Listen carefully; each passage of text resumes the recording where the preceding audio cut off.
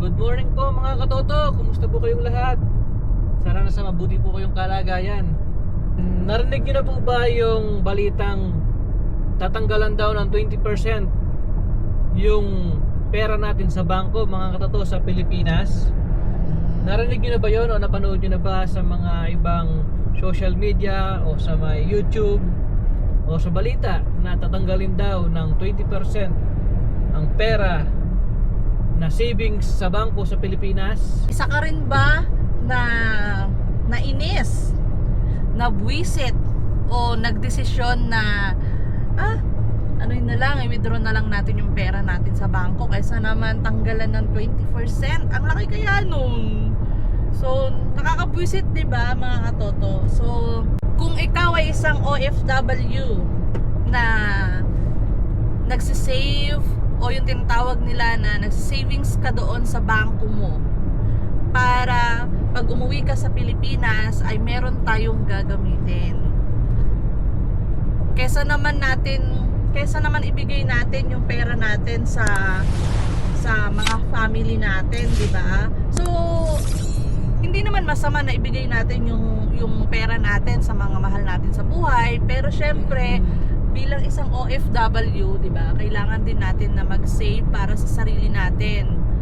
At magkaroon tayo ng ipon natin kasi maraming nangyayari na hindi naman lahat pero mostly nag-aaway-away ang mga magpapamilya dahil sa sobrang pagtitiwala ng isang OFW sa kanyang mga mahal sa buhay. So binibigay nung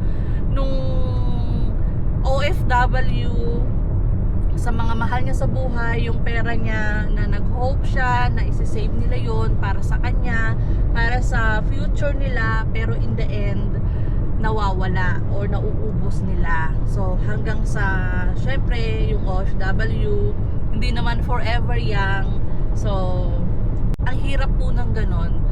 So kaya yung iba nag-savings na lang sila sa bangko kasi pwede naman yun mag-open ka ng account sa bangko sa Pilipinas, then padala mo na lang yung account mo doon habang nasa abroad ka. Yes, tama. Kaya lang, ito ang nabalitaan natin. So, parang nagulintang. Kagaya namin ni Katoto, syempre kahit pa paano, yung meron naman unti-unting naiipon sa bangko natin para pag balak na nating umuwi ng Pilipinas, meron na tayong gagamitin doon. Hindi na natin kailangan na mangutang or hindi na natin kailangan na manggambala pa ng ibang mga kamag-anak para humingi tayo ng tulong, di po ba? Pero yung nabalitaan po namin kasi mga katoto na 20% tatanggalan dun sa savings natin sa bangko sa Pilipinas. Ano po yung reaction nyo doon mga katoto? Sabay-sabay po natin panoorin tong video na to mga katoto. Yes, and syempre bago po natin ituloy at panoorin ang video na to, kung kayo po ay nadaanan ng aming video, please po don't forget to subscribe, like, and share po kung nagustuhan nyo ang video na to. Ang papatawan ng buwis ay hindi savings, kundi ang interes na kinikita sa ating savings. Hindi po kailanman mababawasan ang ating savings dahil lamang sa sinasabing pagbubuwis. Halimbawa po, mayroon kang 100,000 na pesos in savings at 1% interest rate ang kikitain nito. Mayroon kang kikitain na 83.33 pesos interest per month o ang kinita ng savings mo. Yan po ang halaga. Sa halimbawang ito, ang 100,000 pesos mo na savings ay hindi mababawasan, kundi ang babawasan ay ang interest na 83.33 pesos. So, magkano ibabawas na lamang? Ang mangyayari po, lumalabas na 16.66 pesos lamang po ang mababawas sa interest na kinita ng savings. Ang halagang ito ay malaking tulong na sa ating mga kababayan bilang kontribusyon na mapupunta sa programa ng pamahalaan na layuning iangat ang pamumuhay ng bawat isa. Pero, bago ba ito? Sa katunayan, alinsunod sa Tax Reform Act of 1997, may 20% tax na ang interes na kinikita ng ating mga karaniwang deposito sa bangko. Matagal na po itong pagbubuwis. Sa totoo po, 1998 pa ito nagsimula. Ang kaibahan lamang ngayon ay ang pagtanggal ng preferential rates sa mga deposito na lock-in sa mas matagal na maturity. Sila po yung nag-avail ng long-term investment o sa madaling sabi ay hindi nila i-withdraw ang pera nila sa loob ng 5 taon kaya mas malaki ang interest na kikitain dito. Dahil investment nga ito at hindi ordinaryong savings. So, mga katoto, base po sa inyong napanood, ano po ang inyong masasabi? Ikaw, katoto, para sa'yo, ano yung masasabi mo sa video na yon? Para sa akin, wag tayong basta-basta maniniwala sa mga bali-balita na pwedeng makasira sa ating mga desisyon sa buhay. Lalong-lalo na pinaghihirapan natin ang pera kakatrabaho sa ibang bansa. So, kailangan pag na may nabalitaan tayong mga ganyang bagay, mag-research ka sa sarili mo. Magtanong-tanong ka, wag basta-basta maniniwala sa mga sabi-sabi ng iba na pwedeng makasira ng desisyon mo at pagsisihan mo habang buhay. Kasi yung mga iba, meron kaming nababasa na wini-withdraw na nila yung pera nila, ganyan-ganyan, pangit daw yung bangko sa Pilipinas at mas maganda daw na wag nang mag-saving sa Pilipinas. So, syempre, tayong bilang OFW, may pangarap tayo na gustong makamit. Kaya yung pag-savings, yun yung tanging paraan natin para makaiwas tayo, maka-overcome tayo sa kahirapan ng buhay. Yung pangarap natin matupad sa pamamagitan ng pag-savings. Kasi yung iba sa pag-i-invest, pero yung iba sa pag-savings ng pera sa bangko sa Pilipinas para in the future may gagamitin. So, yun mga katoto, para sa akin, kailangan mag-research muna, huwag basta-basta maniniwala sa mga fake news.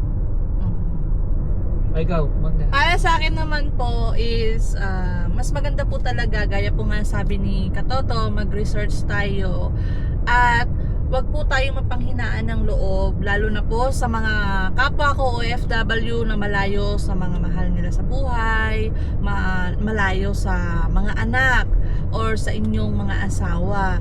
So, para po sa akin, mas maganda po na mag-save po tayo or mag-deposit tayo sa ating mga bangko kahit paunti-unti. Although, ang sabi po ng iba is mas magandang i-business mo na lang. So, para naman po sa akin is good po yun. Pwede po tayong mag-business, pero dapat meron po tayo talagang pinagkakatiwalaan na tao na alam natin na meron tayong access. Huwag nating hahayaan na sila lang mismo yung gagalaw para sa atin. So, based po sa aking experience, is mas maganda po kung tayo po mismo ang mag-handle o mag-ooperate ng ating business. Kasi kung hahayaan lang natin na ibang tao yung gagawa, or hindi naman ibang tao yung relatives mo, pero hindi pa rin natin alam yung pag-iisip ng bawat isa. Sabi nga nila, huwag kang masyadong magkampante lalo sa perang pinaghirapan mo, dahil tayo pong mga OFW, tayo pong mga tao hindi po bumabata, tumatanda po tayo at humihina ang ating mga katawan. Kaya mga katoto, kung meron po kayong extra na pera at hinahawakan nyo lang kaysa magastos ninyo later on, why not i-deposit na ninyo? Total, yung iniipon po natin na ito, hindi man ganun kalaki ang tubo sa bangko, pero at least alam natin sa sarili natin na meron tayong ipon kahit konti.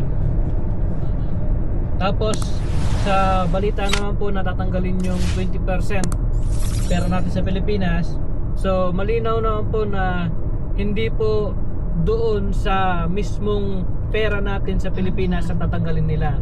Ang tatanggalin po nila is yung tubo o yung nagiging gain ng pera natin, interest ng pera natin sa Pilipinas, yung savings natin. So halos walang kumbaga hindi naman nababawasan yung capital mo doon eh, yung pera mo doon eh, yung savings mo talaga. Iba din kasi yung pakiramdam ng isang OFW kung may nasisave siya sa Pilipinas, alam niya na meron siya nasisave sa Pilipinas. Kasi parang magiging proud ka sa sarili mo na may lakas na loob ka na meron akong pera sa Pilipinas, magsisipag pa ako ngayon para madagdagan. In the future, pwede na ako mag-for good, mag-invest or mag-business, 'di ba? Maganda po sa pakiramdam ang merong savings sa Pilipinas. Ganon. Kaya wag po tayo panghinaan ng loob.